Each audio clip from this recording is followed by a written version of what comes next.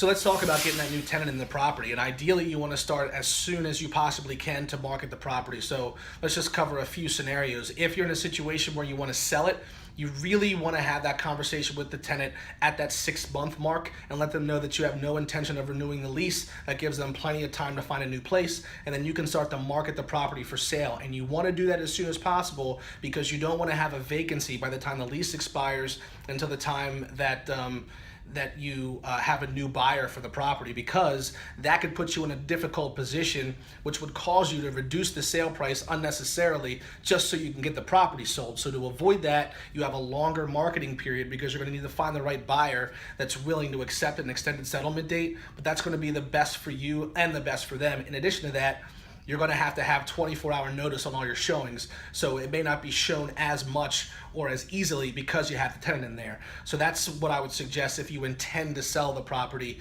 Then you want to start that marketing process, I'd say 5 to 6 months prior to the lease expiring. If you want to go ahead and renew the lease, then you just kind of rinse and repeat. And if you want to increase the rental amount, that's great. Then you can go ahead and do it. I think the law is that you can't do it any more than 20%, something like that. You want to check with a real estate attorney on that. But that's an easy scenario. But if you are going to go ahead and turn it over, then you want to make sure that you've marketed it at least as available at least 90 days before the lease has expired for the current tenant. If the tenant isn't working out, or they have a life situation and maybe they've bought a house or they're moving out of state or their job changed and you have a tenant and you're going to have to look for a new person, then I would again just start at least 3 months prior to that expiring, even more, maybe even 6 months if you have to. And you can go through the basic channels. If you're going to do it on your own, just by signs in the window, if it's a high traffic area, Craigslist, or some of the other, apartments.com, those types of channels.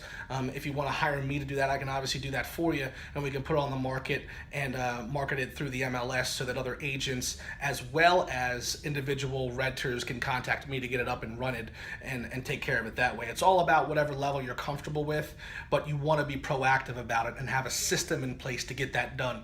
So I can forward you all these checklists and everything that I mentioned all throughout that series if you think that would be helpful for you and make it a little bit more effective. I know that I'm talking kind of fast through this, but I wanted to make it as concise as possible. So if you have any questions about any of this, feel free to give us a call. Give me a call directly, 484-319-0223, or shoot us on any of the social media channels. And I hope this was helpful for you, and we'll look to hear from you if you choose to sell that rental property in the next however long, or if you want to go ahead and turn it over and you have questions, or if you need to get ahead and find a new tenant in there, we can help you with that as well. So hope this was helpful. Thanks for watching, and we'll see you on the next one.